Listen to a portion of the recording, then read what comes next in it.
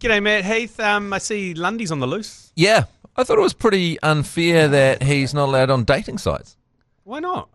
I don't know. You'd be a brave woman that swiped right on Lundy, wouldn't you? Oh, look. I don't know. People are into that. Are they? He has grown one of the quintessential prison vaginas. Yeah. That fluff on his chin, Yeah. where you can just rest your balls on in prison and go for it. Like it's Well, he's got some stuff. Like, he's very into fine wines. I remember from that documentary, he was a wine connoisseur.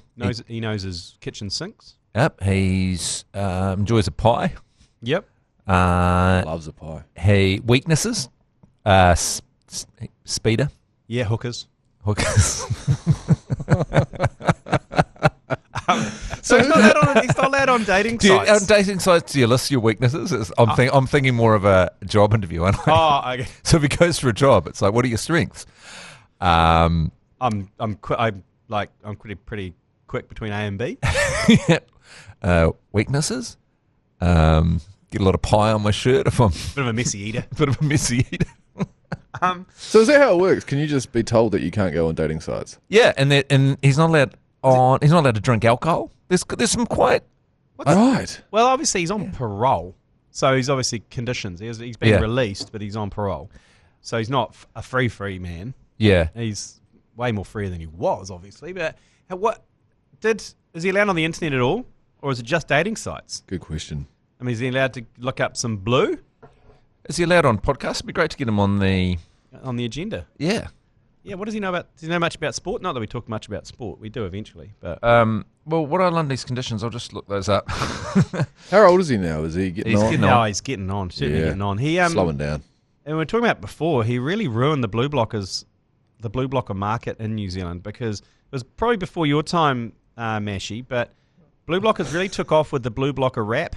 Yeah, I've spent so much time with Matt Heath and Jeremy Wells in my life that I'm well across the blue blocker issue. The rap down on, was it Venice Beach, where they the guy takes the blue blockers and the guy does a freestyle rap, and that's their ad. Yep. And blue blockers were everywhere. They were just revolutionised the sunglass market, and then Mark Lundy wore them at the funeral and packed down that league scrum, and the stocks just absolutely plummeted. They didn't look cool on him. And before you even got near the association with the, alleged murder. Yeah. I mean, it's not alleged murder anymore. I don't think he did it. I guess I've interviewed a few experts on it, and Mashy was there when we interviewed that guy. What was his name? Mike. Yeah, what was White. his name? Oh, he was that crazy guy he's the guy that lives out in Kumu? No, this was a journalist. But you need to have, if you're in jail, you need a crazy guy in Kimu to be just devoting his whole life to getting you out. Yeah. If that person doesnd pop their hand up to do it, then you are absolutely screwed. So you're guilty. You're guilty. So if you're in prison, you're waiting for some mad kind of hermit in Kumu to get in your corner, or a former All Black like Joe Karam or something like that. Someone who's got a bit too much time on their hands. Yeah, we did some podcast interviews on it a couple of years ago. Yeah, and it really made me question whether it was even possible that he did it. I flip-flop. Yeah. I can't quite tell. I don't think he did. I think he was found guilty of wearing blue blockers at a funeral and packing down a league scrum. Fuck, he was guilty of that though, wasn't he? And like having unconvincing grieving. Yep. Yeah, but I think he was guilty of seeing a prostitute. Oh, yeah. And he was guilty of getting a lot of pie on his shirt. But I think as soon as he'd been with a prostitute, everyone just went, if he's been with a hooker, he probably... I mean, this was a big leap. It was like he's been with a prostitute, so he probably killed his family. And it turns out that brain that was supposed to be on his shirt was just pie. And then no one in the history of forensic science has ever used that way to say it's human brain ever again or before. Did the hooker ever... Was she involved in the trial at all? The sex worker? I don't know. Do you know what? I don't think they had sex. Right, because I was going to ask, it would have been great to talk to her and ask her how good in the sack he was. I'd be interested to know how would good you in be the sack he interested was. to know? Yeah, I would. Why is that? I don't know. I think he'd be quite a generous lover. Yeah, would it change your opinion on him if you found out he was a generous lover? Yeah. Yeah, it would. Yeah, it would. I agree. And it would have probably put him in good stead for his 20-odd years he spent in jail. Oh, you say that, though, because, when you find out about your mate and how good they are in the sack, all the size of their downstairs or whatever, and it does taint your view on them. I don't know if you do want to know that about Lundy. But, hey, I'm sure someone will know. Do you judge your friends? Is that how kind of friendship you run? You find out one of your mates is great in the sack and you're resentful. Oh, I'm resentful whenever I find out one of my mates has got a massive downstairs. Yeah. But massive downstairs and good in the sack are the same thing. Yeah. So Lundy, he's banned from entering the Manawa 2. Oh, that's why you've gone quiet. Oh, Okay. yeah, okay. Right, here we go. I was doing research. Okay, so he can't go to the Manawa 2. He can't go to Hastings or Nelson. Okay, look, none of these are bad for me. I wish I had these restrictions. He's not allowed to possess or use alcohol or drugs. Okay. And he can be tested any time. Oh, yeah. He is not allowed to contact registered victims of their family. Seems fair to me. He was banned from social media, internet dating sites, and accessing pornography. Bullshit. And must make available to prohibition internet-capable devices or passwords. What about like tapes? Yeah. Can he go old school? Can he Can get you an go to old... Video Easy and go through the plastic curtain at Video Easy and pick up a sticky DVD? So, Mr. Lundy, you have rented Titanic. You've also got Field of Dreams and Come Bath Bonanza. I wasn't supposed to pick that up. I was supposed to pick up I don't know how they got on my pile. I was supposed to pick up Come a Hot Friday. Yeah, I don't know how they got on my pile. At risk of going down a hole we don't need to go down here, what was Come Bath Bonanza again? I was flatting with someone and he got a 5 for a videos, but he came back into the flat and he just put them. I think one of them was supposed to go to his bedroom and he just piled them up beside the TV, and I was flicking through and it was Titanic. So this is very specific to me, this story. It was Titanic, Field of Dreams. I think it might have been RoboCop 3 and then Come Bath Bonanza.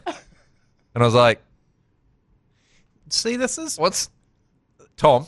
See, this is Tom. This is a good point, because things like RedTube and YouPorn have ruined the creativity for porn names. Because porn, remember, it was like all the porn videos had great like there was that one that puns. Jeremy Wells really liked called Granddad's Bum. Yeah, but there were heaps of great puns with other movies. Yeah.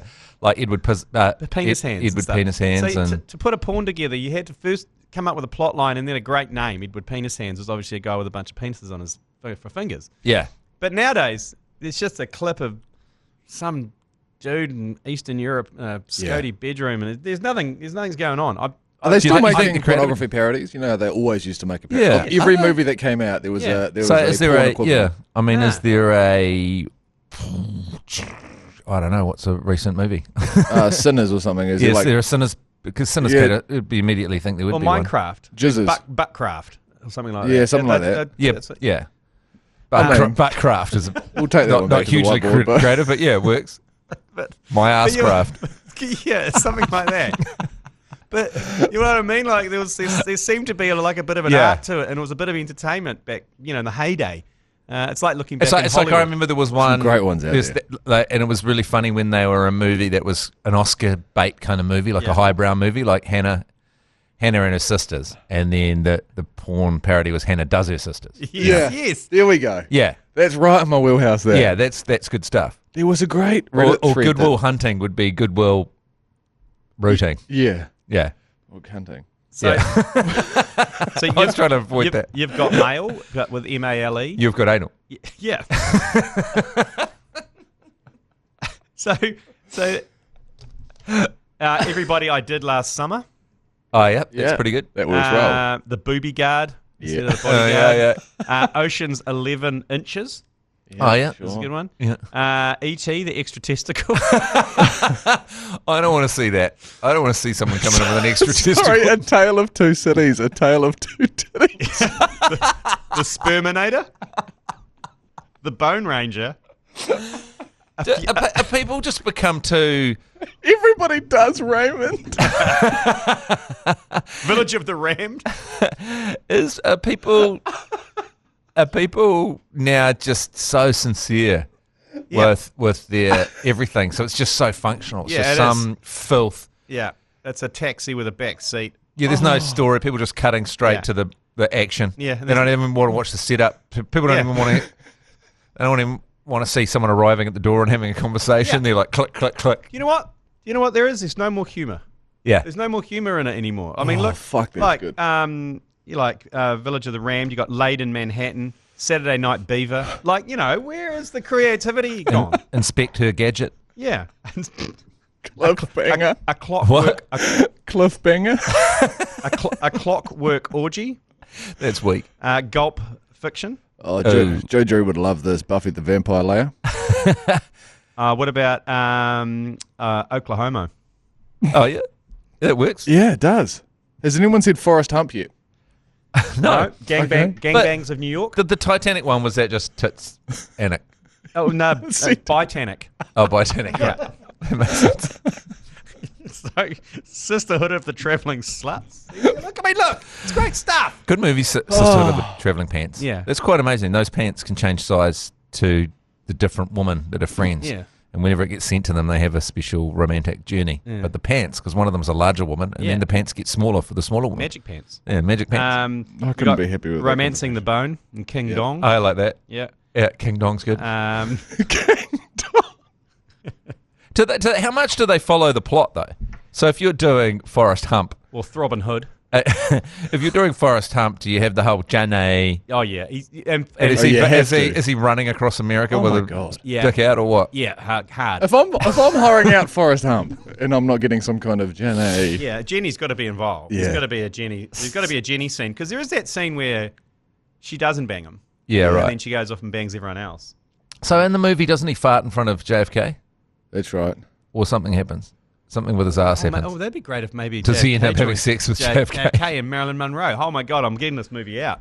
Some kind of pegging scene. Yeah. Okay. Because Yeah, right now, there. there is that sex scene, but Forrest Gump, he goes, uh-oh. And it's... Yeah, That's not good. It doesn't last long. It doesn't last long at all. In the college room with Janae. The moment he touches her breast, Yeah, it's all over for so poor she Forrest. gets. I would she too, gets. actually, She 'cause gets. Jenny's hot. Yeah, Oh, and yeah. then she grabs his hand and puts it on her breast. She takes her bra off and puts his hand on her breast, and he goes, "Oh, sorry," Yeah, instantly. Like it's the fastest in history. it's quick. It's quick, but then the second time, pretty good. Well, he's been running for a few years. It's a baby No, he maker. runs afterwards. Oh, does he? Because he makes love to Janae, Yeah. and then she, absolute cow, Yeah. jumps in a taxi the next morning. He finally thinks he's going to have. And then Why don't you love me, Jenny? Yeah. I'm not a smart man. But I got a big cock. Yeah. And then she just jumps in a taxi and runs away, and then she gets pregnant and has this baby and doesn't even fucking tell him. And then he turns out she's got AIDS. So like, it's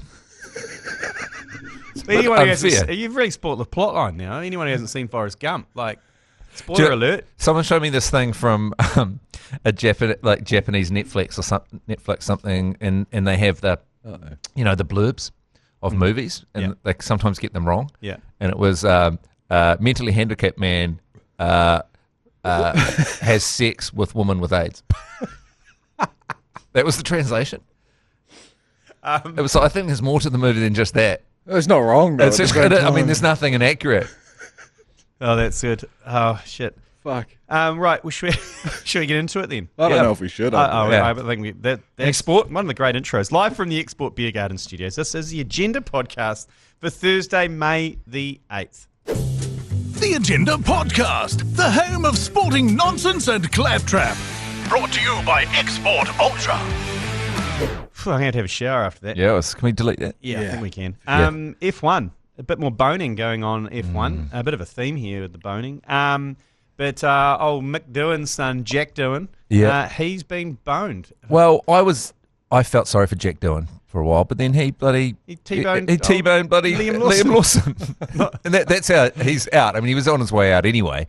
It's a real bottom of the table clash, that one. Yeah, it's like two dudes is. who are struggling hard. But could you get some luck, Lawson? You I don't know. need, and I mean, let alone Doohan, who needs some luck. Yeah. But he just destroyed both their luck.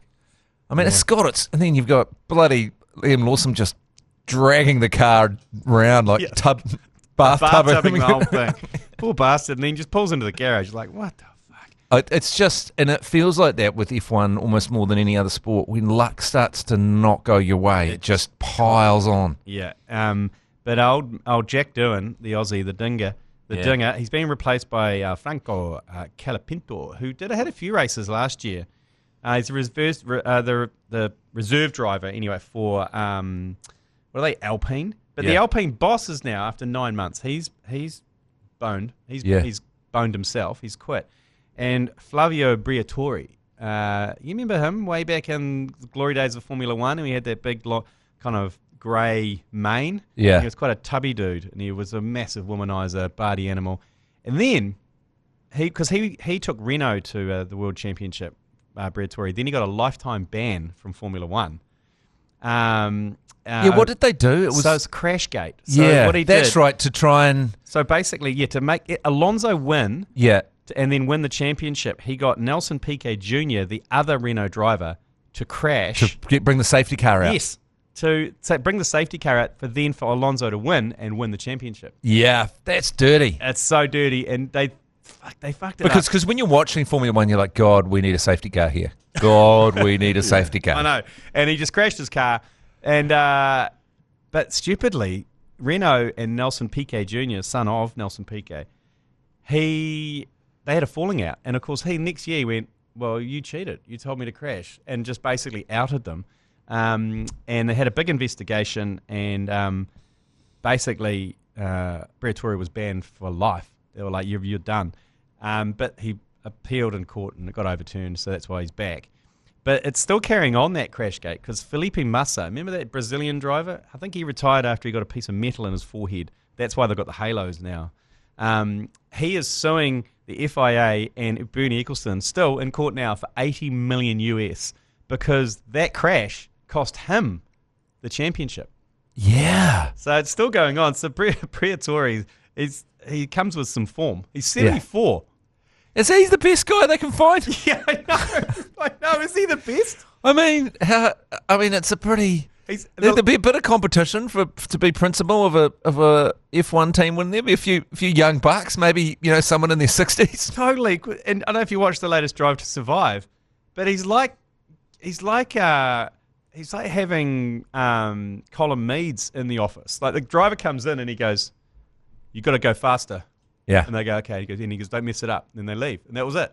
But I think of that a lot with the principals, because when in Drive to Survive, when they go to the boardrooms and the car's not going well, and that's all the principals seem to say. Hey team, we've got to do better. So could you guys go away and do better? Could you make the car go faster, please? Yeah. And could you fix that Gene immediately? Yeah. Gene, it's fucking bullshit. Gene, I'm not proud of myself. It's we look like fucking shit. wankers. We look like wankers. We look like fucking wankers. Gene? God, I love Gene. I love him so much.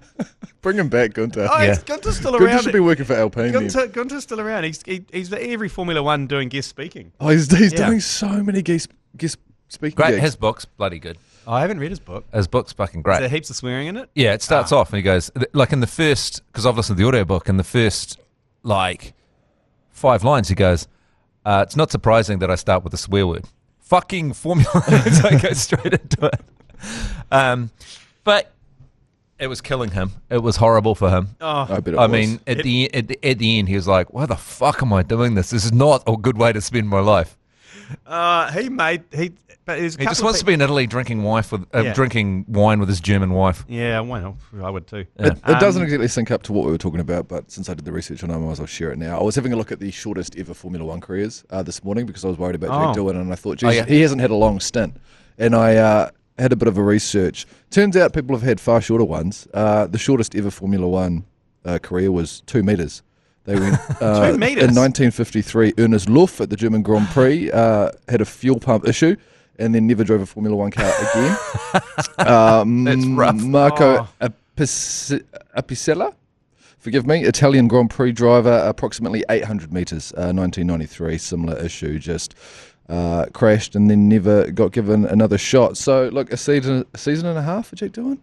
The best part of a season or just this season? It's just this season. I thought he was on last year's Drive to Survive. Yeah, so I think he got announced that he was going to be the. Right. Okay. Who are the best Nepo baby Formula One drivers? I guess Verstappen. Stroll. Verstappen. Oh, his dad. Yeah. Oh, his dad. Yeah, his dad. Yeah, I mean, you wouldn't call him a Nepo baby, but his dad was, a racer. Yeah, he was a racer of note. Yeah. And then there was Nelson Piquet Jr. I mean, Lance Stroll was obviously, that's just cash. Oh. It's the definition of Nepo baby. Yeah. He's just coming last every time, and none of the commentary is around how shit he is. No. Because they know he's guaranteed a place in the team. Yeah, it's not interesting. Yeah.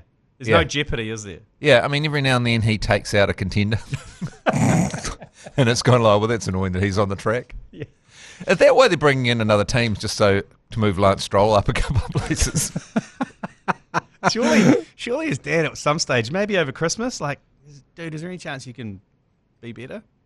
Oh God! It's like there's how many Formula One drivers are coming up through Formula 4? Well, that's what I was thinking. Like, how many people get dropped out? It's kind of different. Say, like, if you're playing in Super Rugby and you get dropped from the team, you can go back to NPC and have a stellar season, and you'll be selected again. Yeah. Or even the All Blacks, you get dropped and you go away and work on a few things and you come back. It's very hard to, do you move down to Formula 2? I mean, I feel like this. If you go to IndyCar over in America, but you never get back? No, because a few of them go to IndyCar. Yeah. I think I think you're still pissed around as a test driver. Yeah. For Formula One or a third. Yeah. A third. Everyone's got a third. What's his name? Botelli or whatever.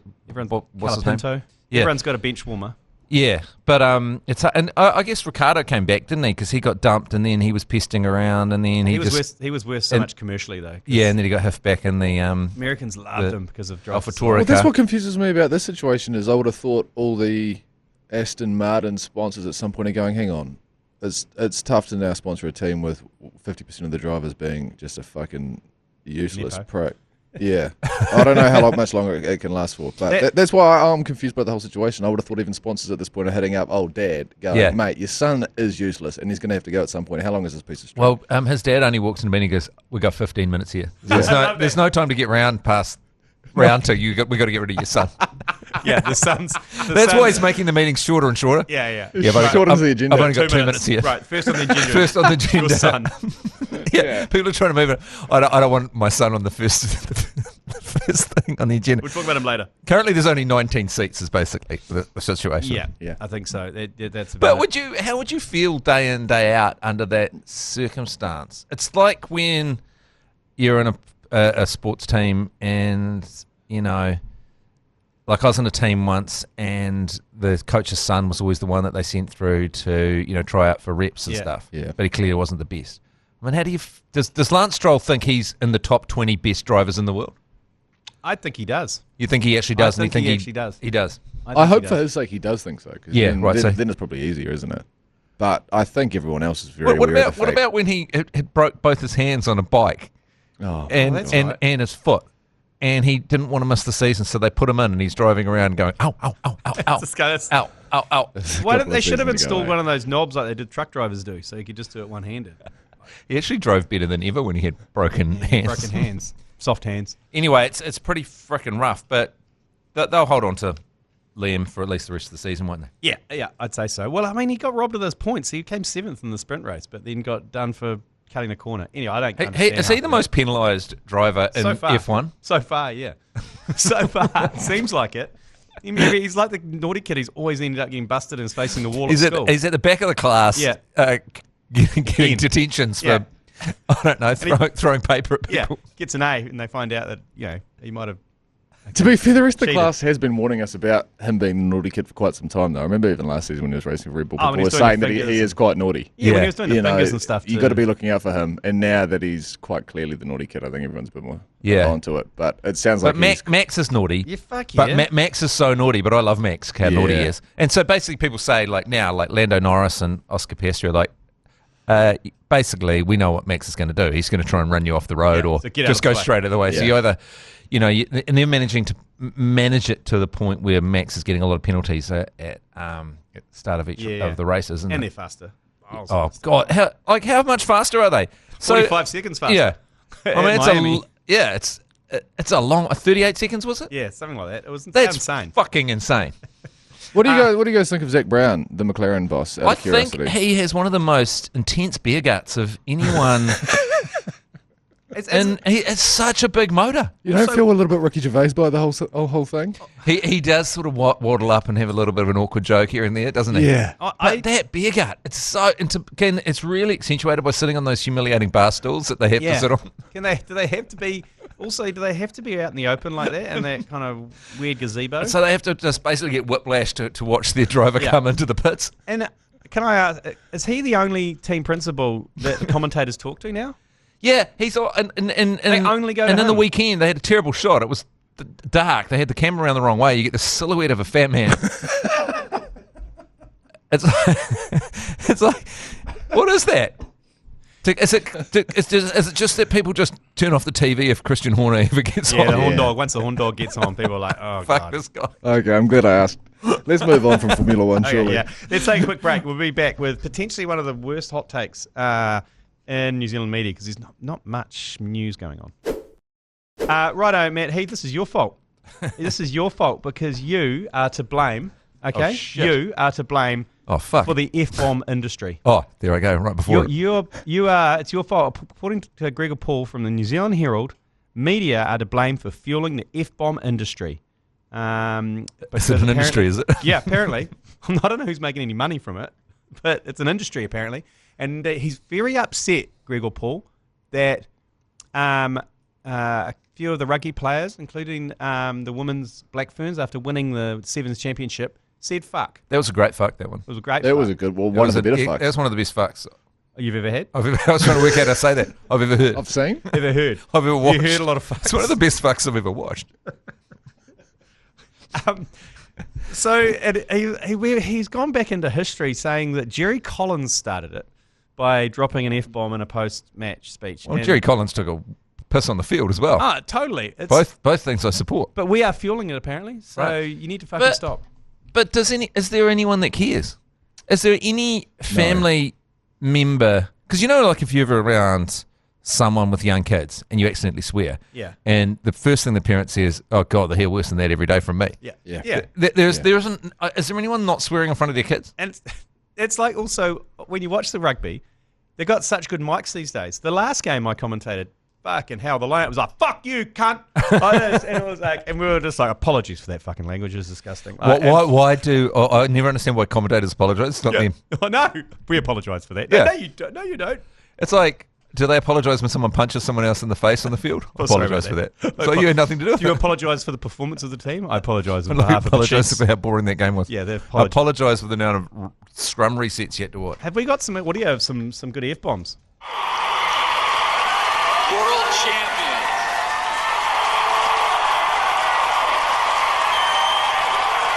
World fucking champions. Oh, the best. Chase Utley. Fuck everyone! Fuck everyone!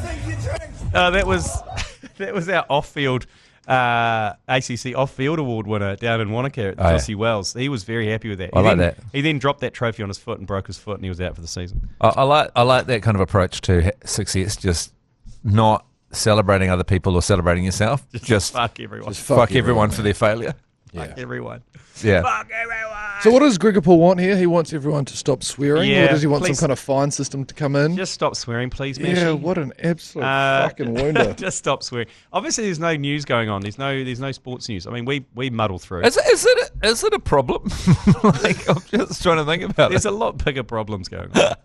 Is it affecting numbers of viewership? Because sport is entertainment, right? And you forget that when you get deep into it. Yeah. But I think F-bombs and post-match interviews are only going to increase viewership. Yeah. Well, and also it was raw.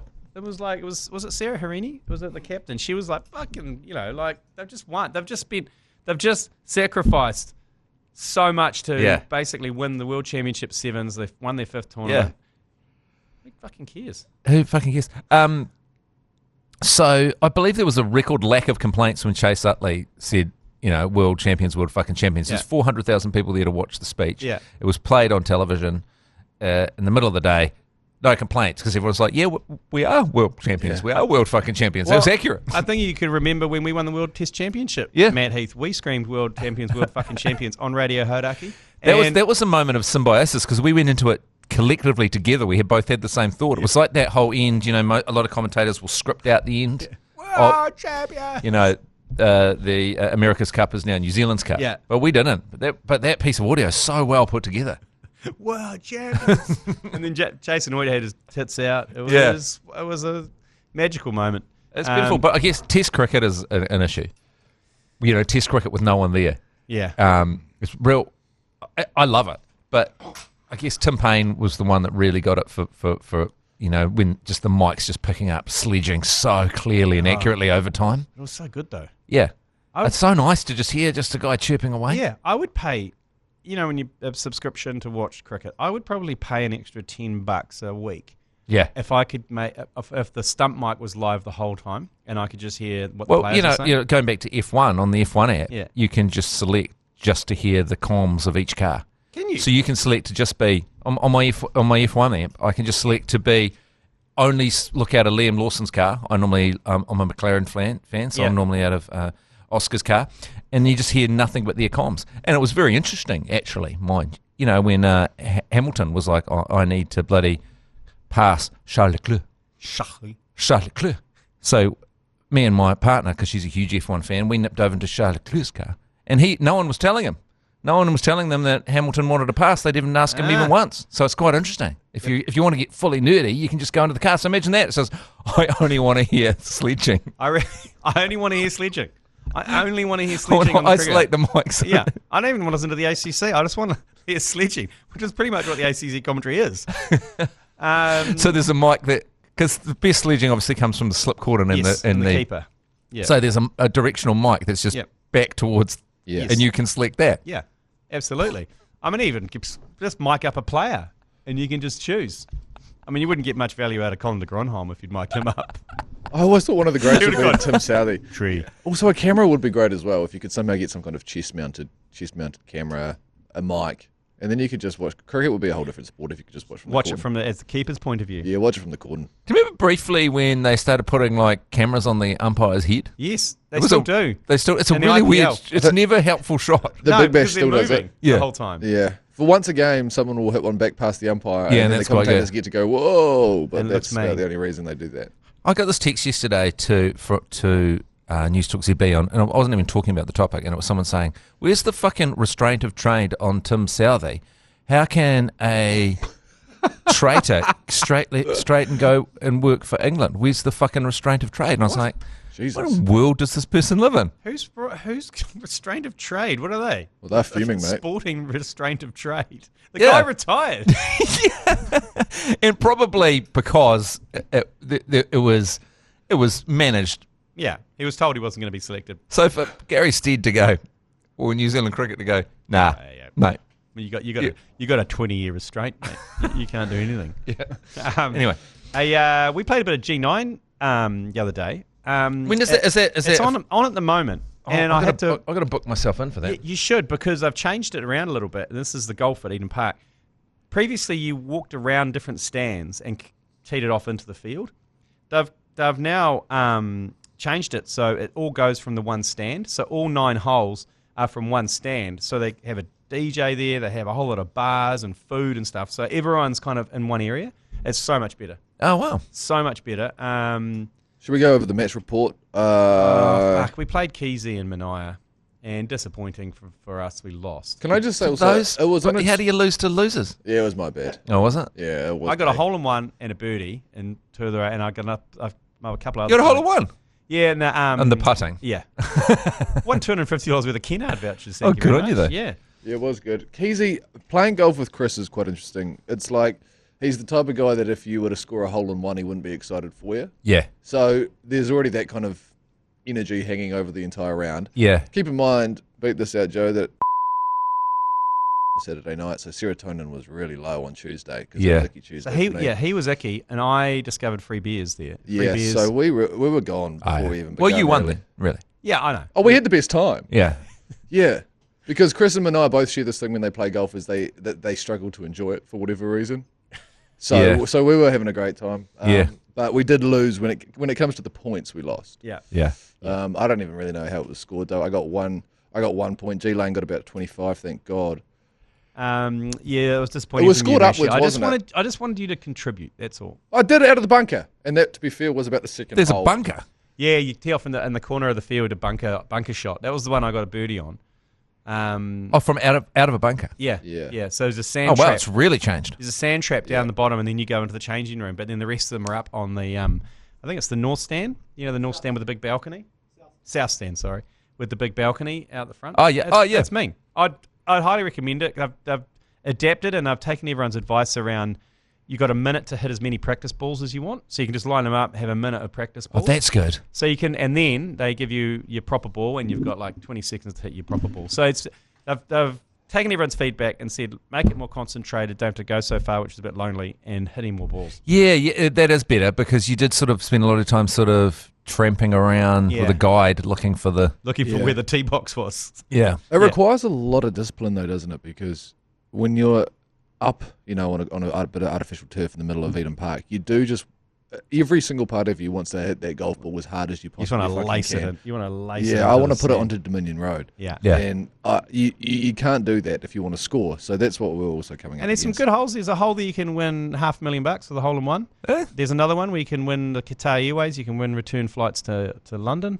There's the Kennards hole in one, instantly $250 worth of vouchers. So there's heaps of shit to do. The KFC bucket. I'm going to have to call KFC out here.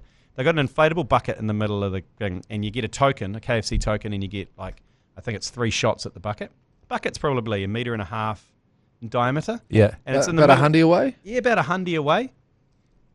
And it's quite a challenge to get it in. It's a bit of pressure on. You get it in, you win $50 worth of KFC dollars. You win That's stingy. It feels tight, doesn't it? That's feel tight. freaking tight. Hard times at Big Bird. Come on, Dirty Bird. You can do better than that. Shit, yeah. Yeah, $50. Guy told me I stood up there to hit it and goes, do I win do you win at least pump it up so you win 6 months worth of KFC or something, which is $500 or whatever. Yeah. And he goes, no, $50. I'm like, it's half a feed. I changed my position and I hit it in the complete opposite direction. And I said, that's what I think you get KFC bucket. Yeah, good on you. Again, back to my Dominion Road point. It was hard not to. Yeah, so that's what Put I it think. into Rosewood. That's like one bucket in a quarter pack, isn't it? Yeah. Oh well. You get on. Next time, invite a better class of person. Well, we did invite you, but you had to work. Our tee off time was 12:30. Right in the middle of your show. Yeah. You rejected us a long time ago. Still. Hey. Still, you'd beat me. We got a hunch. I don't know if I would have actually the way I was playing. I don't know. There was some pretty average players. I think you'd be all right. I think you'd be all right. Well, you were drunk. I was, by the end of it, I don't know. I had a real thirst on because I took pleasure in... I don't know what was going on. I had a real thirst on. It was quite odd. No. It's not like me at all. It was a blue moon. No, what was good was the fact that Mashi was still hungover from the weekends. Yeah. Mania and Keezy were still pieces of crap from Magic Round. And and Pugs and everyone. And I went to the bar and I got 6 Heinekens from the bar. Came along. Everyone wanted a beer. I all looked at them and went, no. And I was like, what? So Joe and I had to smash all the beers. And then by that stage, having to drink 3 quickly, I got the rage on. And so then I was into it. Yeah, that's our fault. Yeah, apparently. it's your fault. Oh, you should have seen what me, Keezy, and Manai did when we found the Powerade fridge. Oh, yeah. On Nicky Tuesday. Jesus Christ. Just empty the Powerade fridge like a bunch of coozers. Our TAB hunch for the agenda this week. Matt, we've been sent a lot of try-scorer multis that people are nailing. You got to do try-scorer multis because in this Super Rugby at the moment, it's a multi-killer. It's a multi-killer. You can't. There's nothing for sure. Yeah. You can't build a multi around a couple of sure things. Yeah. That's why, and we've seen some people who put $10 down won 6,000, 7,000. This is not quite that, but it's still paying $15. And I've gone for Ricky Riccatelli. Anytime try scorer? Against the Drua, because I'll try and they're playing in Fiji, so I reckon I'll just try and shut that down. Dangunu, anytime for the Reds against the Waratahs. Moni Narawa, anytime against the Crusaders. And Andy Muirhead, the top knot from the Brumbies to score against. That seems like a good... Yeah, that's a decent multi. 3 wingers and a hooker. Sounds like a porn, doesn't it? Sounds like an autobiography.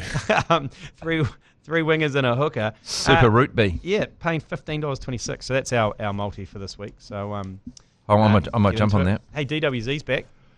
Yeah, that was pretty good fast turnaround because although the year moves quite fast, but I saw him upstairs. He came in for an interview and he was in a full cast kind of situation. He really fucked himself up. Yeah. Well, was it? They never actually said how he did it. I think he was probably doing it. He probably did it practicing his dives because it was his right wrist. When he dots down. That's a concern if he's a bit shy on that. Yeah. But hey, to celebrate, we've got the DWZ hat and wigs. Originally, look, I'll full disclosure, where they were made for Colin de Gronholm, and then he shaved his head when he went to Sri Lanka, and he really cocked it up for us. We've got 5,000 of them. Yeah, whatever stock. But now they're actually more suited to DWZ because they're a black hat with a silver fern, and they've got black silky they're perfect coming out the back. So it's a built-in mullet. So we got Perfect. 50% off. Good business pivots. Yeah. And this is why we were talking about this before off here around blue blockers or maybe on air, it's hard to say, but blue blockers and Mark Lundy. Yeah. How that just, when Mark Lundy wore those blue blockers to the funeral and packed down that league scrum, blue blocker sales dropped off a cliff. Yeah. Yeah. They did. The bottom fell out of it. And that's because they didn't pivot. Yeah. They needed to immediately They pivot. needed a better ambassador. Yeah, they needed to trump it with something else. It was the first anti-influence of Mark Lundy. But so what you've done is you've pivoted. Yeah. Pivoted brilliantly. Now they've always been DWZ hats. They've always been DWZ hats. So you can celebrate his return. We've got 50% off on the ACC store. So you just go to the shop, text shop to 3236. We'll take you through to the store. The code DWZ will get you 50% off on checkout, which makes the hat $10. Oh, fuck yeah. Wow, Under that's good. $10 actually. Have you found out where that money goes yet? Nah. No idea. No. We've got no idea where the money goes when It's people. really hard to get out of Shopify. It's Because gone Shopify, I go, we'll put it in this account. And I was like, Joe, who's that account? And Joe's like, I don't know who the fuck the account is. So This we're not making is any how of embezzling happens. Yeah. You'll later find out it's It's going straight to Jeremy Julian's Wells's mortgage. account. It's Wells. It's Wells. But it'll be some whole It's been going to. We've Double put, Junga? there's 950 grand's gone into a JD Wells party account. 950 grand being made from plate flaps. I don't know. Oh, well, I so don't know. we- They steady the ship hats, and we've shorted the market plenty of times. And no on the support group T-shirts. when the Black Caps have been losing, we've been we've started talking about the Black Cap supporter support groups. I've seen 150 go. Yeah, we had a live ticker once, and it was a game where we just got wasted. It was like this. Is it? Yeah, sold. People needed to be held. But it would be more of a victory for us if we knew where the money went. Yeah. Now you brought that up. Because if you're running a shop like a dairy, Yeah. and then one day your wife said, "Hey, where does the money go?" Yeah. I thought you had it. I don't know. It's one of the Well, we've been fundamentals. selling a lot of baked beans. There's been shitloads of. That's like when you lose a child. You're like, hey, where's Frankie? Oh, I don't know. I thought you had him. Yeah. Well, who's got? We haven't seen him for. I haven't seen him for a week. What do you reckon about DWZ? It's easier to do when you're in a divorce situation. Yeah. You're like, I thought you had the kids this week. if you don't live under the same Where roof. is that? I didn't have them. Well, where the fuck are they then? I don't know. We've been out of sync for months. Yeah, Like, I've been missing for. I thought we were in the other rotation. They've been missing for a year. This DWZ situation is interesting. I always wonder what it's like coming back as one of the star players. It feels like he had a massive year last year in terms of mana. Last couple of years. But returning to a good team is always dangerous. Yeah. 'Cause you're like, I was thinking about that. All the returners. DWZ needs a win this weekend Yeah. because We you don't need want to to be the W. reason why the Warriors Are we lose. concerned that we've got two tiny little wingers? Because we've got Tuapeki on the other wing, don't we? Yeah, because for a while there, is RTS, is he out at the moment? Is he injured? He's Maybe injured at the keep moment. track. Yeah. He's back in the squad. He's but back on the yeah. extended bench. The extended bench. I love how they just select people on the extended bench just to scare the opposition. He's back, and he's like, no, he's not. There's the bench, and then he's sitting on a beanbag just Yeah. beside the bench. Yeah, with his feet up. 3 beers deep. Yeah. But we've had this before with the Warriors, where we've gone, oh wow, we're just mucking through, and we've had all these great victories. Yeah. And actually, Tuapeki's been involved in these in the past, and then all the players that you've been waiting to get back, and then suddenly the bed shitting starts. That's why I think we need to stop celebrating. I keep seeing these headlines coming through about how, Best start ever. yeah, all that kind of stuff.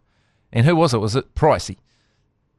Steve Price. He was like, just ignore the media telling you you're good. Because Just- he's not. Just ignore anyone saying you're good. Or words to that effect. Hey, have you noticed all the goodies down here, Matt, in the studio? Some mum stuff. It's Mother's Day coming up this Sunday, and we've partnered with the Warehouse. So you need to try and change the narrative a little bit because I've often not given anything purely because my mum said don't worry about it, but she's lying. It doesn't. No. I don't worry about it when it comes to Mother's Day. Yeah. Does not mean that. Yeah, no, exactly. So don't fall for that. What about the fact that Mum's Day's for your mum, not the mum of your children? Oh, that's double whammy for me because the kids aren't quite old enough to take on the responsibility of Mother's Day. So I've got a double whammy. Yeah, but do you have to give the mother of your children something? Yeah, no, I have to, but I have to organise on their behalf. Yeah. Because if they don't do anything, the blame comes on me. Go, Yeah. did you get the kids to do anything? And I'm Yeah. like, they can wipe their own asses. Surely they can sort out Mother's Day. That's not true. Just wiping their own asses would be a good Mother's Day present. That'd be good, actually. Actually, I'll tell you what did turn up in the mail yesterday. The kids went on Temu, and they've got this grand plan to prank their mum.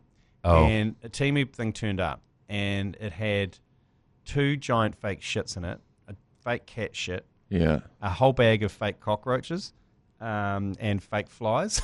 Yeah. And they've set them up around their house for her return today. They look pretty good, these poos. Yeah. I'm suspicious about whether they're actually poos that have just been sent over from China. Freeze-dried. Yeah. And the classic... Hang on a minute, these are real These are shits. real shits. This isn't a prank anymore. Wait till I've just those put a thaw real out, mate. shit on the I've floor. just spent 25 New Zealand dollars on a Chinese shit. How could that be? I sometimes question how mature my 18-year-old son is, because him and his mates were going out into a party the other day. Yeah. And I said, what do you got there? And I what's in the backpack? And I go, I got some beers and some stuff. And it's like, what do you got? And they had like a bunch of shits and like fake flies and stuff. And I was like, what's that for? It's like, put around the party and put in drinks. I was like, it's not how you meet girls, mate. It's not how it works. I like his thinking, though, because if you drop a fly, say if someone comes back with a cocktail or something, you drop a fly and they go, oh, gross, and then you drink that. Yeah, I think that was their plan. Yeah.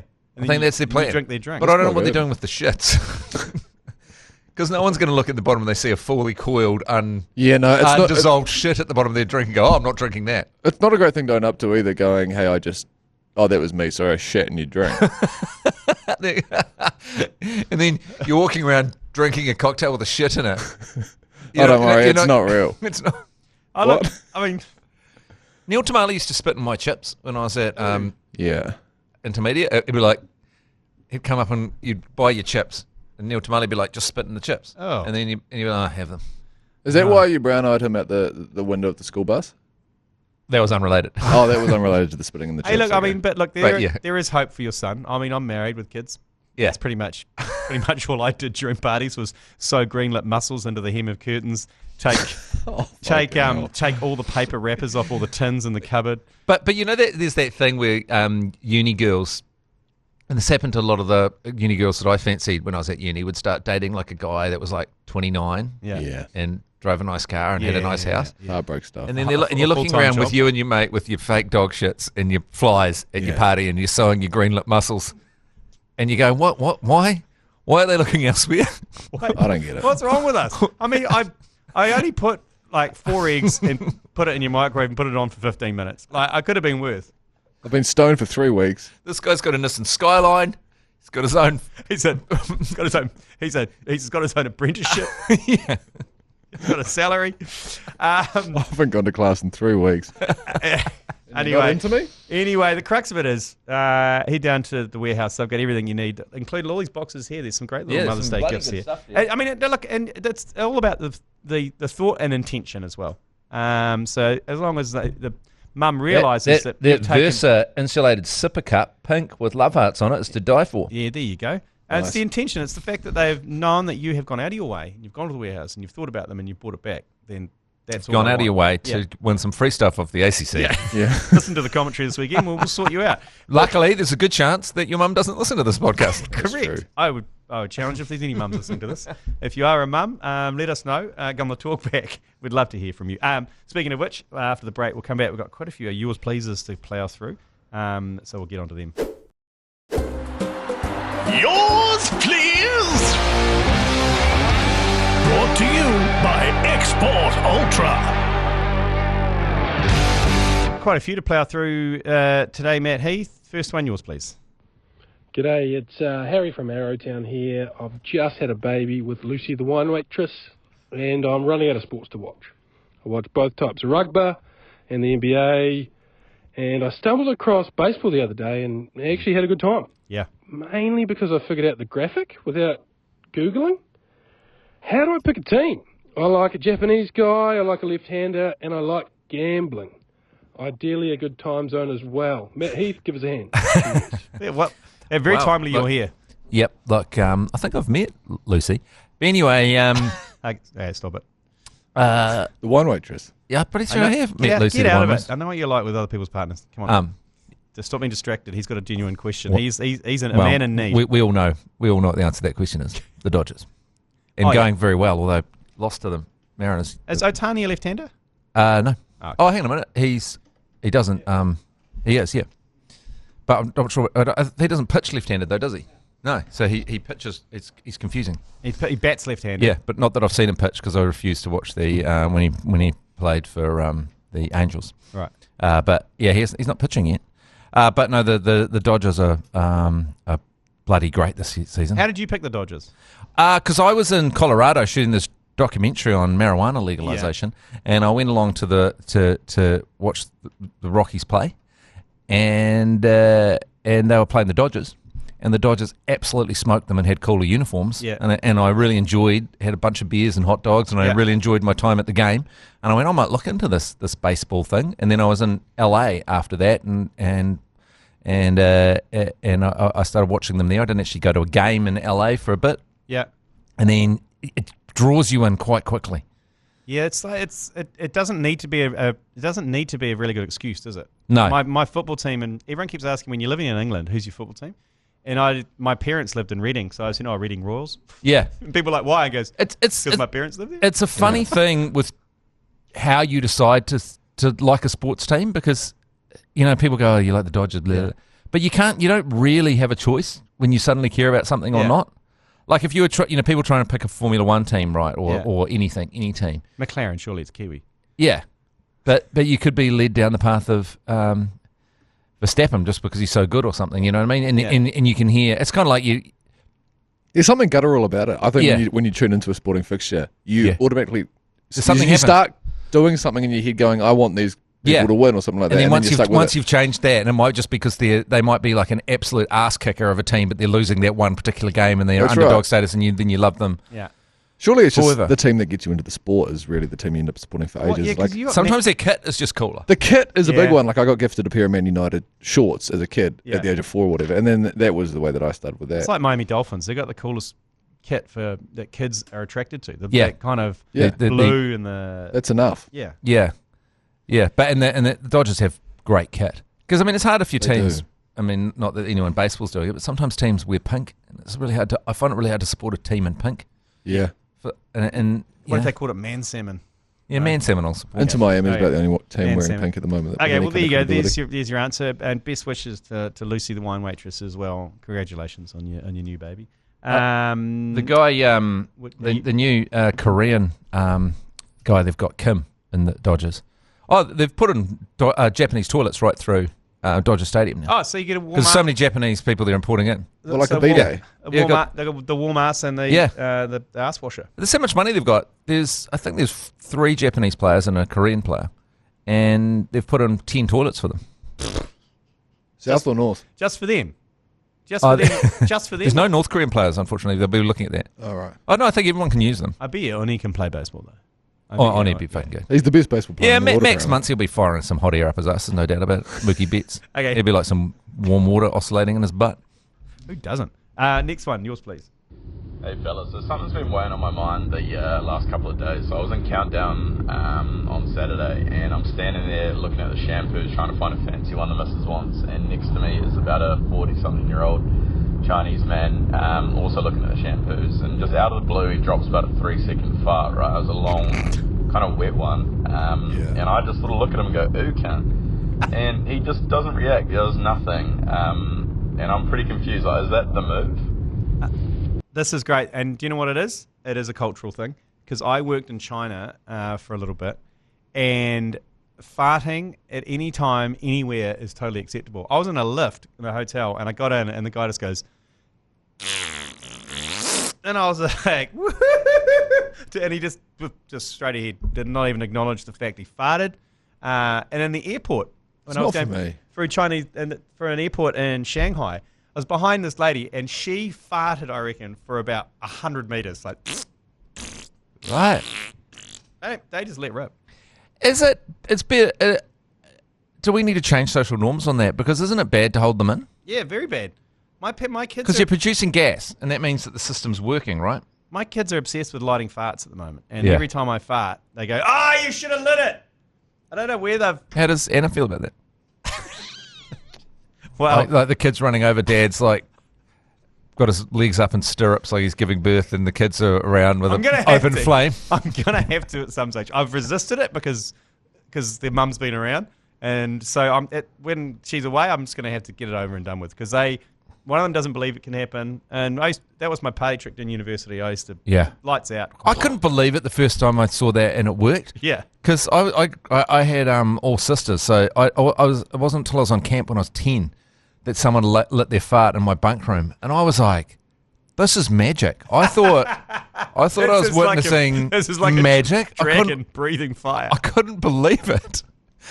It is quite amazing. It is quite amazing. But do you want gas that can go up like that in you? You want it out of you. You need to get it out. Yeah. But you've got to be careful. Like, I would recommend if you're going to light your farts, make sure you've got denim on, okay? Yeah. Because you don't want to be doing it around any sort of synthetic or nylon because that'll basically disintegrate and burn your asshole. You don't want to do it in your shorty summer pajamas. No, you don't want to do it in your silk boxers either. Yeah. So a good pair of tight jeans, legs behind. Ideally, you've got a mate, an igniter. Yeah. But you can do it. You can do it. You can reach around and do it. Yeah, you can reach around. I've done it a lot. Yeah. So there you go. Yeah. So look, I love that guy's reaction. Ooh, can't. Anyway, okay, we've got 3 more. We'll quickly bash through them because we've got to move on. Next one. Massive blowout. How long has this podcast been going for?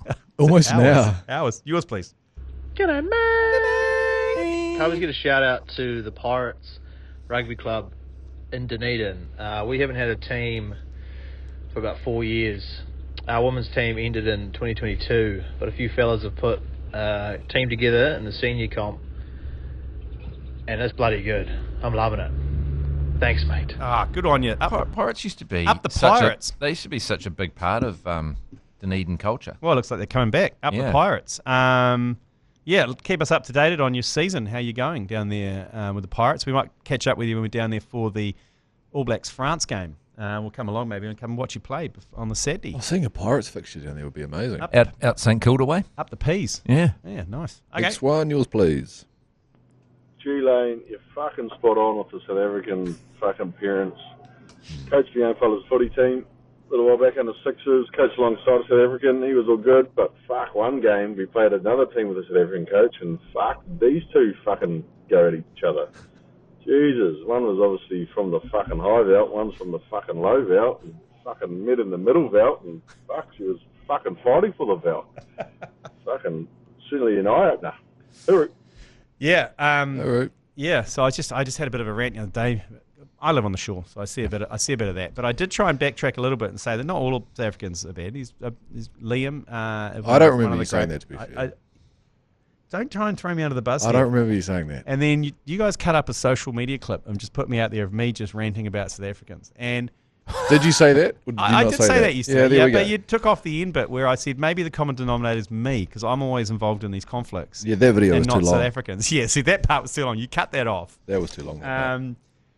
And the fact that there is some great Saffers out there who I deal with on a daily basis at the club, at our club anyway. You cut that off as well. Do you know what a Saffer doesn't care about? If you say their shit, yeah, they're like fuck you, fuck you. I think we already think you guys Kiwis are shit. Yeah, you guys are shit anyway. That's why you shit at rugby because you don't yell at your kids. Yeah, that's why. You pussies. They think we're weak. Yeah, fundamentally weak. They think we haven't experienced anything. This is a question for you. Can a white South African call you racist? Towards a white South African. Well, we are, but they're Dutch, aren't they? Of heritage, aren't they? Yeah, they are. You're the Afrikaans. Generally. And what are we? We're all Irish, Scottish. Yeah. So, yep. If you're German or South African, you're going to have a tough time calling people racist. Next one. You seem to have sacked it there, G Lane. Anyway. G Lane, you're fucking spot on. No, it's the same guy. Last one then, is it? Yeah. Let's go. Yeah, g'day, boys. G'day, mate. I spent the last week driving up from Christchurch through the rest of this beautiful country, and I've just been thinking, what we really need is a bit of a top blokes competition. A bloke from each region or township, give them a bunch of competitions like a gumboot throw, a log pull, something to do with a chainsaw, maybe give them an old outboard motor that hasn't started in a few years, see if they can get it going. Just something like that. Sharpen a knife. Since G Lane can't do it. Anyway, get us out of yourselves. Yeah, too right. That's the real man's high rocks, isn't it? There. What's a log pull? You know what a log pull is? It feels like a masturbation, but what's a log pull? I imagine it's just that. pulling a log. Yeah. When there was that, what is that humiliating? What a log, there's that log throw. Yeah, there's the caber toss. Yeah, the caber toss. Is that what it's called, a caber toss? I mean, people That's always the- suggest that's these the things, Scottish. but and I feel like we've done, I don't know, like... Then they have rural Bachelor of the The Year. Highland Games and stuff up north, I think they run. No, look, he's looking practical stuff. Like you get a lawnmower that's lacking oil, hasn't been started in 6 months. You've got Back a trailer. yeah, back in a trailer, stuff like that. I Dig a love hole, that. dig a hole, Yeah. build a retaining wall, maybe. I Just saw, some mundane I saw a tasks. great retaining wall. Have you been to Coromandel Town and Barry Brickell's railway? No. So this guy called Barry Brickell built this whole railway. He was like this dangerous hippie. And he decided to, he bought this big land and he thought, I want to get some mud from up there to do my pottery. So he built a little bit of a train and then he went crazy and spent the rest of his life just building these train tracks all around his property. They're very, very cool. I think I've seen this. It's fucking cool. But anyway, most of the retaining walls are just by banging wine bottles into the mud, and it works really well. And then when he died, he built his own grave, and then they made the retaining wall out of all the beers that they drank at his funeral, which is a lot, enough to do a massive retaining wall. So apparently, you can just build a retaining wall by slamming some bottles into it. I saw someone build a retaining wall. You can buy the instant concrete bags. Yeah. That you just put in the hole when you put water in it. Yeah. People use those bags and line them up and then ram steel reinforcing through the bags and then just water it. Ah, that's smart. Yeah, and leave them in the bag because then it goes hard and then the paper bag eventually rots off and falls off and you're left with a concrete retaining wall. Shit, that's smart. Fascinating. So lazy.